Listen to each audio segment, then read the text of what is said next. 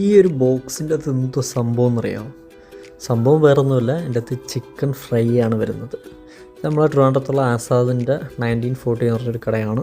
സംഭവം കിടിലമാണ്, ഇച്ചിരി എക്സ്പെൻസീവ് ആണ് കേട്ടോ. നമ്മൾ പൊറോട്ടയും കോഫിയും ഫ്രൈയും മട്ടനുമാണ് എടുത്തത്. മട്ടൻ കറി ഫ്രൈ ഒരു രക്ഷയില്ല കേട്ടോ. രണ്ടുപേർക്ക് കഴിക്കാൻ കുഴപ്പമില്ലായിരുന്നു.